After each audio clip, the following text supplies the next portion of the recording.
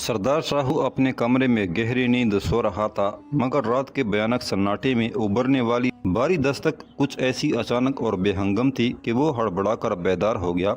दरवाजे के तख्ते बुरी तरह पीटे जा रहे थे। सरदार ने दस्तक की हर ज़रब अपने दिल पर महसूस की। इस शोर को सुनकर नीली की आंख भी खुल गई। खतरा दरवाजे पर दस्तक दे रहा था। उसने अंधेरे ही में देख लिया, उसका बाप कमर में अपना मखसूस खंजर उड़स रहा था। नीली ने घबराकर पूछा, बाहर कौन है बाबा? कोई भी हो, लेकिन वो किसी अच्छे इरादे से नहीं आया। सरदार का दरवाज़ा इस तरह कभी नहीं पीटा जाता। मालूम होता है आने वाला तन्हा नहीं। अचानक दस्तक बंद हो गई। गालिबन आने वाले समझ गए थे सरदार बेदार हो चुका और किसी से बातें कर रहा है। उसी लम्हे सरदार ने महसूस किया कोई शख्स खिड़की से लगा उनकी गुफ्तगू सुनने की कोशिश कर रहा है। उसने सरगोशी में नीली को चिराग रोशन करने के लिए कहा और खुद भाला थाम कर खिड़की की तरफ बढ़ा। उसी लम्हे दिया रोशन हो गया और कमरे में रोशनी ठहर गई। सरदार बैरूनी दरवाजे की तरफ जाने से पहले खिड़की में से उस खतरे की झलक देख लेना चाहता था जिसने आधी रात के अंधेरे में दरवाजे पर दस्तक देकर उसे खबरदार कर दिया था। गुरफा नुमा खिड़की का पट खोलकर उसने अचानक बाहर झांका। दिए की मदम सी लरसती हुई रोशन लकीर खिड़की से निकलकर लाची खान के चेहरे पर तरतराई, जो तेजी से परे हट गया था। सरदार की बारी आवाज गूंजी, कौन हो तुम? लाची खान ने अंधेरे में खड़े ही खड़े जवाब दिया, सरदार शाहू बाहर आओ। आवाज कुर्दरी और लहजे में तहकुम था। सरदार इस अंदाजे तखातुब का आदी न था। उसने आवाज को पहचानने की कोशिश की। अपना चेहरा दिखाओ, शायद मैंने तुम्हें पहचान लिया है। मैं शहजादा आली के मुहाफ़िज़ दस्ते का अफसर आला लाची खान हूँ। कानून और हुकूमत के नाम पर अपने घर का दरवाज़ा खोल दो। रात की तारीकी में सरदार शाहू का कहकहा इस तरह उभरा जैसे किसी अफरीद का मुंह खुल गया हो। खूब, तो तुम लाची खान हो और एक बार पहले भी कानून के नाम पर मुझे धोखा दे चुके हो। सरदार शाहू बहस न करो, मगर तुम्हारा शहजादा खुर्रम से क्या वास्ता? सरदार का लहजा खौफनाक था। तुम शमशेर डाकू के साथी हो और शमशेर डाकू के लिए मेरे पास एक ही तोहफा है। ये कहकर सरदार ने बाले का पल, जो दिए की रोशनी में किसी मछली की मानिंद चमक रहा था, खिड़की में लहरा दिया। बाहर गली में एक पल के लिए जैसे मौत का सन्नाटा छा गया। शमशेर डाकू का नाम लाची खान और उसके साथियों पर बिजली बनकर गिरा, मगर वो संभल कर गरजा, क्या बकते हो सरदार शाहू? मैं वली अहद का मुहाफ़िज़ अफसर तुम्हें ये इत्तला दे रहा हूँ, तुम्हारा घर शाही सवारों ने घेर लिया है। अगर यकीन न आए तो बाहर निकलकर अपनी आंखों से देख लो। शाही सवारों को मुझसे क्या काम? मैं हुकूमत का मुजरिम हूँ न बागी। मलका जहाँ गोना बस्ती के लिए माफ़ी का ऐलान कर चुकी है। बाहर कुछ देर फिर खामोशी रही। अचानक सरदार शाहू चौंक कर पीछे हटा और उसने बड़ी फुर्ती से बाले का पल अंदर खींच लिया। गली में खिड़की के नीम रोशन खला में उसकी निगाहों के सामने सफदर नगर का वली अहद शहजादा खुर्रम ज़ीशान बनफ्स नफीस घोड़े पर सवार खड़ा था और उसके अक़ब में दो शाही सवार मखसूस वर्दी पहने तलवार अलफ किए घोड़ों पर सवार थे। सरदार को अपनी आंखों पर यकीन न आया। कहीं वो भयानक ख्वाब तो नहीं देख रहा, लेकिन ये एक लर्ज़ाखेज़ हकीकत थी। सरदार ने बार बार पलकें झपकी, फिर उसके होंठ तरतराए। शहजादा आली, शमशेर अपनी पुर्रोब आवाज में बोला, सरदार शाहू जरूर तुम किसी गलतफहमी का शिकार हो। लाची खान हमारे मुहाफ़िज़ दस्ते का अफसर है, इसका शमशेर डाकू से क्या नाता? मगर डरो नहीं, हम तुमसे कुछ दरियाफ्त करने आए हैं, दरवाज़ा खोल दो। सरदार पलटा ही था कि नीली तेजी से उड़ती हुई खिड़की में आई। शहजादा आली, गुस्ताखी माफ़। जो कुछ आप दरियाफ्त करने आए हैं दिन के उजाले में भी दरियाफ्त कर सकते हैं। आधी रात के वक़्त मुसल्लह सवारों के हमरा इस तरह आने का क्या मकसद है? शमशेर की निगाहें एक पल के लिए बिनते शाहू के जलवे हुस्न में खो के रह गईं। फिर उसने संभल कर जवाब दिया, शाही मसलहत का तकाजा यही था, हम रात के अंधेरे में आए, लेकिन बाबा की इज्जत और हमारी शराफत का तकाजा ये है कि आप सफ्तरनगर लौट जाएं। क्या आप एक गरीब की इज्जत को तमाशा बनाने आए हैं? नीली इस गलतफहमी में मुब्तला थी। शायद शहजादा अपनी मोहब्बत से मजबूर होकर उसे ज़बरदस्ती अपने साथ ले जाने के लिए आया है, लेकिन उसे क्या इल्म था वो भेड़ के लिबास में भेड़िए से हम कलाम है। उसका जवाब सुनते ही शमशेर भड़क उठा और गरज कर बोला, गुस्ताख लड़की, तू हमें शराफत का सबक देना चाहती है? नीली शमशेर की खुरदरी आवाज़ और लहजे की अजनबियत के साथ उसका गज़ब आलूद रवैया देखकर दंग रह गई और मछली की तरह तड़प कर एक कदम पीछे हट गई। उसी लम्हे लाची खान अंधेरे से निकलकर नीम रोशन खला के सामने आया और कहने लगा, शहजादा आली की तौहीन करने से पहले इस बात का ख्याल रखो کہ شاہی سواروں نے پوری بستی کو گھیر لیا ہے اور کوئی آدمی فرار نہیں ہو سکتا۔ اگر تمہیں اپنی اور بابا کی جان عزیز ہے تو دروازہ کھول دو ورنہ توڑ دیا جائے گا۔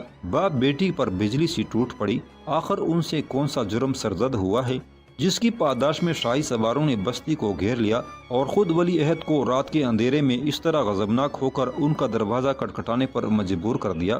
شہزادہ کے ہمراہ لاچی خان کی موجودگی ایک طرفہ تماشا تھی، کیونکہ خود اس نے چند روز قبل اسی بستی میں اسی گھر میں انکشاف کیا تھا کہ لاچی خان شمشیر ڈاکو کا ساتھی ہے۔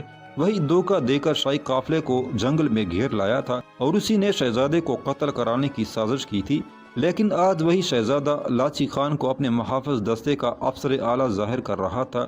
یہ گورکھ دندہ، یہ پرپیچ ماما کم از کم نیلی اور سردار شاہو کی سمجھ سے بالا تھا۔ لاچی خان کے الفاظ پگھلے ہوئے شیشے کی طرح ان کے کانوں میں پڑے۔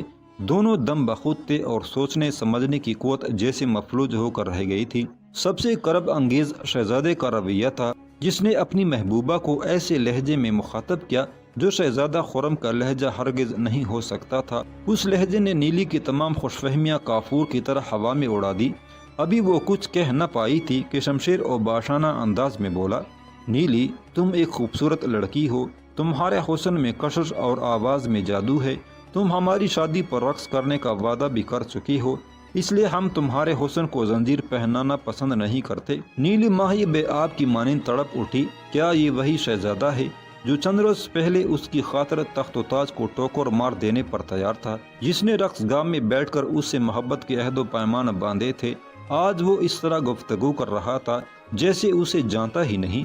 نیلی کے سارے بدن میں آگ سی دہک اٹھی، نبضوں میں خون سرسرانے لگا۔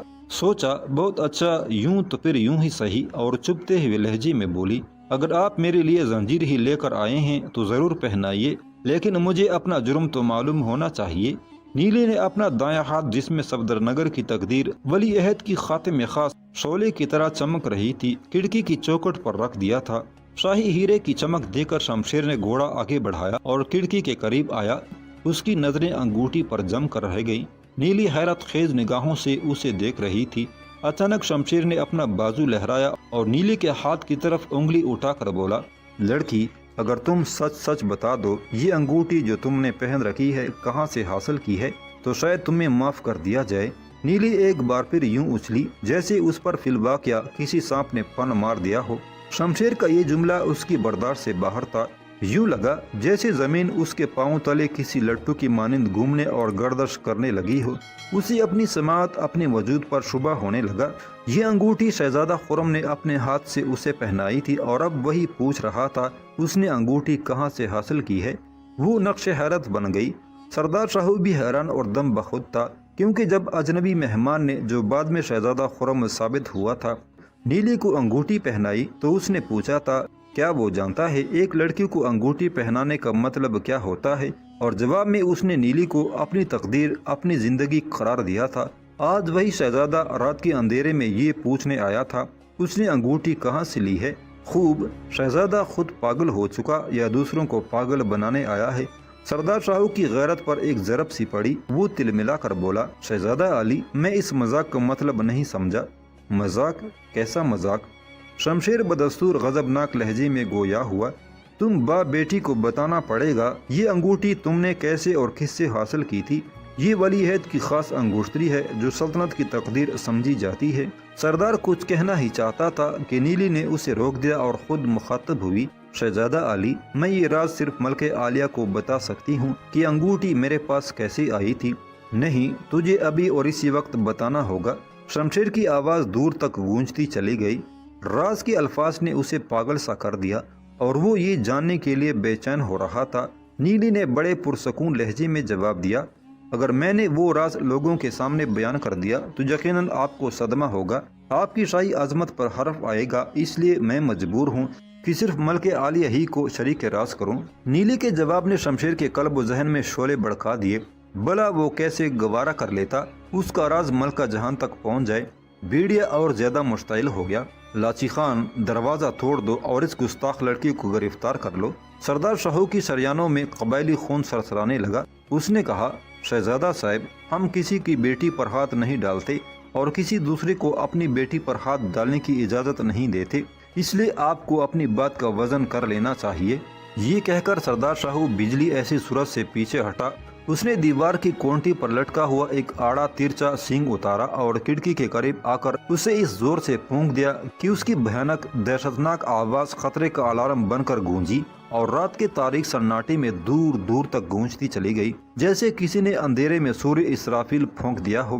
اس کے بعد سردار نے فوراً کھڑکی بند کی، ہوڑا لگایا، سینگ کو پھر دیوار میں لٹکا کر اپنا بالا تھام لیا اور صحن کی طرف لپکا جہاں لاچی خان 2 آدمیوں کی مدد سے دروازہ توڑنے کی کوشش کر رہا تھا۔ نیلی بھی کھڑکی سے ہٹ کر اندھیرے میں تیرتی چلی گئی کیونکہ سردار نے باہر نکلنے سے پہلے ہی چراغ گل کر دیا تھا۔ صحن میں گھور اندھیرا تھا اور باہر دروازے پر ضربیں پڑ رہی تھی۔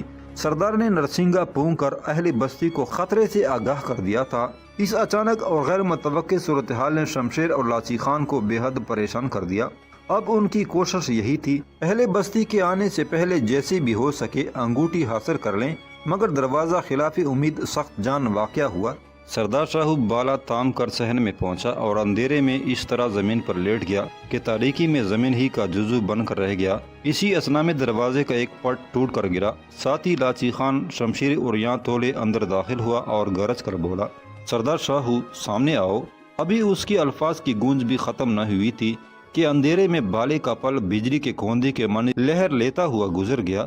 دوسرے لمحے لاچی خان کی مکروہ بھیانک چیخ تڑپی، پھر وہ خود بھی کٹے ہوئے شہتیر کی طرح صحن میں آ گرا۔ سردار شاہو کا بالا اس کا پیٹ پاڑ چکا تھا۔ 2 ساتھی جو لاچی خان کے پیچھے پیچھے آئے تھے اچانک خوف سے اچھل کر دروازے کی چوٹ میں جا گرے۔ اندھیرے میں موت کی لہر سام کی طرح ان کے بالکل قریب سرسرائی۔ اگر وہ اچھل کر پیچھے نہ ہٹ جاتے تو ایک نہ ایک ضرور اس کا لقمہ بن جاتا۔ سردار شاہو لیٹے ہی لیٹے ذرا آگے کھسک آیا، مگر دونوں ساتھیوں نے بالے کی چمک دیکھ لی اور تیزی سے چوکٹ میں جا گرے تھے۔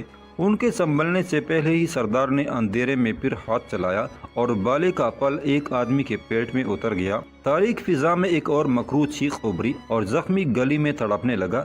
تیسرا آدمی بچ کر بھاگ نکلا، لیکن سردار نے تعاقب کے جوش میں باہر نکلنے کی غلطی نہیں کی۔ وہ بالا تام کر دیوار کے ساتھ ہی چپک کر کھڑا ہو گیا۔ شمشیر نے لاچی خان کی چیخ بھی سنی تھی، لیکن اسے یقین نہ آیا تھا کہ لاچی خان ایسا بہادر مچیروں اور ملاحوں کے سردار سے مات کھا جائے گا۔ اب دوسرا ساتھی اس کی آنکھوں کے سامنے تڑپ رہا تھا۔ شمشیر گھوڑے پر سوار دم بخود حیران و ششدر ان کی جانکنی کا نظارہ کر رہا تھا۔ سردار شاہو نے اس کے 2 بہترین ساتھی جہنم واصل کر دیے تھے۔ شمشیر کی نبضوں میں وحشی خون ابلنے لگا۔ اس اثنا میں بستی کے کئی دروازے کھل گئے اور بہترے لوگ بالے اٹھائے باہر نکل آئے تھے۔ وہ سردار کے مکان کی طرف چلے آتے تھے جس نے سینگ پھونک کر انہیں خطرے سے آگاہ کر دیا تھا، لیکن اندھیری گلیوں میں کئی لوگ ٹھٹک کر رک گئے۔ بستی کے شمالی سرے پر ایک عجیب سا شور بپا تھا اور تاریک فضا میں دور کئی مشعلوں کے شعلے کانپ رہے تھے۔ وہ ان مشعلوں اور آوازوں کا مطلب سمجھنے سے قاصر تھے۔ شمشیر اس خطرے سے بے خبر بے پرواہ گلی میں کھڑا اپنے 2 ساتھیوں کے عبرتناک انجام پر سام کی طرح پیچ و تاب کھا رہا تھا۔ اس نے بقیہ تینوں ہمراہیوں کو للکارا اور درندے کی مانند غراتی آواز میں حکم دیا، اندر گھس جاؤ اور سردار کی لڑکی کو اٹھا لاؤ۔ لیکن اس سے پہلے کے ساتھی یہ حکم بجا لاتے، اندھیرے میں ٹھاپوں کی آواز ابھری۔ دوسرے لمحے تیمور شمالی سمت سے گھوڑا اڑاتا شمشیر کے قریب پہنچ کر رکا اور گھبرائے ہوئے لہجے میں بولا، سردار خطرہ۔ تیمور کا سانس بری طرح پھولا ہوا تھا۔ شمشیر نے برا فوختہ لہجے میں پوچھا، بے وقوف، کیا تم بستی کے مچیروں سے ڈرتے ہو؟ وہ مچیرے نہیں سردار، تیمور نے شمالی جانب اشارہ کرتے ہوئے جواب دیا، جہاں شور و غل کی آوازیں تیز ہو چکی اور کئی مشعلیں تاریک فضا میں ہوائیوں کی مانند تیرتی پھر رہی تھی۔ شمشیر نے پہلی مرتبہ ادھر دیکھا اور حیران ہو کر پوچھا، کون ہے وہ؟ میں نہیں جانتا سردار، تیمور کہنے لگا، آپ کی ہدایت کے مطابق میں نے شمالی سمت پہنچ کر بستی کے گرد گھیرا ڈالنا شروع کیا تو چند سوار اچانک اس طرح ہم پر ٹوٹ پڑے جیسے انہیں اندھیروں نے اگل دیا ہو۔ ان کی تعداد بڑھتی چلی گئی۔ یہ دیکھ کر میری حیرت کی حد نہ رہی کہ ان سواروں نے ہمیں چاروں طرف سے گھیر لیا تھا۔ میں نے انہیں خبردار کیا، وہ شہزادہ علی کے محافظ دستے پر حملہ کر کے جرم کے مرتکب ہو رہے ہیں، مگر جواب میں ایک آدمی نے کہا، ہم جانتے ہیں تم نے صرف شاہی سواروں کا سوانگ بر رکھا ہے، ان کے حملوں سے ہمارے کئی آدمی ہلاک اور زخمی ہو چکے ہیں، وہ تعداد میں ہم سے دگنے ہیں۔ اسی خطرے کے پیش نظر میں آپ کو اطلاع دینے چلا آیا میرے ساتھی انہیں روکنے کی کوشش کر رہے ہیں، ہمیں یہاں سے جلد نکل جانا چاہیے۔ بستی کے لوگ بھی بیدار ہو چکے ہیں۔ یہ نئی کہانی سن کر شمشیر سوچ میں پڑ گیا۔ بستی کے شمال میں شور و غل کی آوازیں تیز ہو گئی تھی۔ معلوم ہوتا تھا دو لشکر ایک دوسرے سے محو پیکار ہوں، مگر ان میں سے ایک فرار کی کوشش میں تھا اور وہ یقیناً شمشیر کا محافظ دستہ تھا۔ بستی کے بیشتر مکانوں میں لوگ جاگ اٹھے اور دروازے کھول کر گلیوں میں نکل آئے تھے۔ کچھ لوگ سردار کے مکان کی طرف بھاگے آ رہے تھے۔ اچانک تاریک گلی ایک بار پھر گھوڑوں کی ٹاپوں سے بج اٹھی۔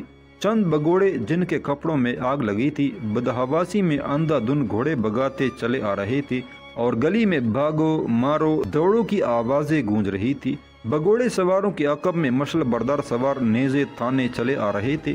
تیمور گھبرا کر بولا، سردار، ہمارے ساتھی شکست کھا کر بھاگے آ رہے ہیں، یہ سوچنے کا وقت نہیں، گھوڑے کو ایڑ لگائیے اور نکل چلیے۔ ٹاپوں اور شور و غل کی آوازیں اب اور قریب آ گئی تھی۔ گلی کے اندھیرے میں کئی سیاہ دبے سردار کے مکان کی طرف بڑھ رہے تھے۔ شمشیر کی جنگلی وحشت نے مصلحت اسی میں سمجھی کہ تیمور کی بات مان لے۔ اگرچہ وہ اس غیر متوقع حادثے کا مطلب سمجھنے سے قاصر تھا، پھر بھی اس نے اپنے ساتھیوں کو جنگل کی طرف نکل جانے کا حکم دیا اور گھوڑے کو ایڑ لگا دی۔ اس عرصہ میں کئی بگوڑے ساتھی بڑی بدحواسی کے عالم میں اس کے قریب پہنچ گئے تھے۔ انہوں نے انجانے حملہ آوروں کی دہشت و خوفناکی کا ذکر کر کے شمشیر کو مزید پریشان کر دیا تھا، جو ان کے ساتھیوں کو مارتے کاٹتے چلے آ رہے تھے۔ شمشیر نے بڑی افراتفری میں فرار کا فیصلہ کیا تھا۔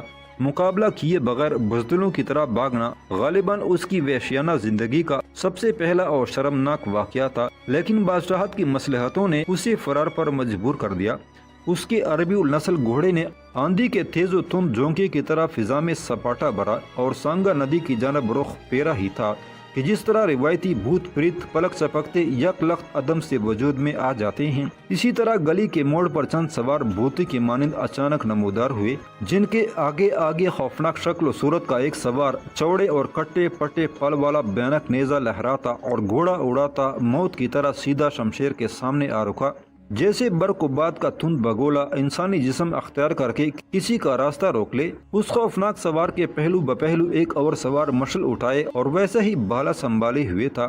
مشل کی کامتی روشنی کے سامنے اس خوفناک آدمی کے چہرے پر منعکس ہو رہے تھے، جس کی بے ہنگم بے ترتیب دھاڑی مونچھوں اور چیتے کی مثل چمکتی آنکھوں نے چہرے کو اور زیادہ خوفناک اور شفاف بنا رکھا تھا۔ وہ شمشیر کے سامنے نیزہ لہرا کر دھاڑا۔ ٹھہرو، یہ سب کچھ بالکل اچانک اور حیرت انگیز صورت کے ساتھ ظہور میں آیا۔ شمشیر نے تیزی اور پھرتی سے گھوڑے کی لگام کھینچ لی اور منہ زور جانور اپنی پچھلی ٹانگوں پر گویا الف ہو کے رہ گیا۔ ساتھیوں نے بھی گھوڑے روک لیے۔ اس کی پوری زندگی میں یہ پہلا موقع تھا کہ کسی نے اسے اس جرأت و بے باکی سے روکا، اور بلا شبہ ایسا بھیانک، خوفناک اور شفاق آدمی بھی زندگی میں پہلی مرتبہ اس کے سامنے آیا تھا۔ شمشیر نے اپنے جسم کے اندر ایک خنک سی لہر سرسراتی محسوس کی، لیکن فوراً گرج کر بولا، کون ہو تم بدتمیز، جس نے ایک شہزادے کو اس طرح روکنے کی گستاخی کی ہے؟ اپنے سوال کے جواب میں اسے مخاطب کی صورت سے بھی زیادہ خوفناک کہکہا سنائی دیا، جس میں موت کی لرزاخیز سیٹیاں بج رہی تھی۔ پھر ایک باری اور کھردری آواز ابھری، واہ شہزادہ صاحب، تم اپنے دوست شمشیر ڈاکو کو نہیں پہچانتے؟ شمشیر پر گویا برق آسمانی ٹوٹ پڑی۔ نبض میں خون کی روانی یک لخت رک گئی اور بدن پر سختہ طاری ہو گیا۔ شمشیر ڈاکو کے الفاظ نوکی خنجر کے مانند اس کے دل میں پیوست ہو کر رہ گئے۔ اچانک اس نے جھرجھری سی لی اور بولا، شمشیر ڈاکو؟ جی شہزادہ صاحب، نہیں، تم شمشیر ڈاکو نہیں۔ اگر میں نہیں تو کیا شمشیر ڈاکو تم ہو؟ خوفناک آدمی نے نیزے کا پل سیدھا کر دیا۔ شمشیر کی آنکھوں کے گوشوں سے خوف جھانکنے لگا، خوف جس کا اس نے کبھی تصور بھی نہ کیا تھا۔ پھر مردہ سی آواز میں بولا، کیا بکتے ہو؟ ایک شہزادے کا ڈاکو سے کیا واسطہ؟ پھر بھی تم رات کے اندھیرے میں گونا بستی کے سردار کو لوٹنے آ گئے، کیوں شہزادہ صاحب؟ مگر یاد رکھو، سردار شاہو، اس کی بیٹی اور بستی کے سارے باسی میری پناہ میں ہیں۔ اگر تم نے آئندہ ادھر کا رخ بھی کیا تو یہ سودا بہت مہنگا پڑے گا۔ رات کے اندھیرے میں خوفناک آدمی کی آواز دور تک گونجتی چلی گئی، جسے بستی والوں نے بھی سنا اور حیران رہ گئے۔ شمشیر اپنی شہزادگی کا برم رکھتے ہوئے کسی زخمی درندے کی طرح غرایا، تم جو کوئی بھی ہو، اپنی موت کو دعوت دے رہے ہو۔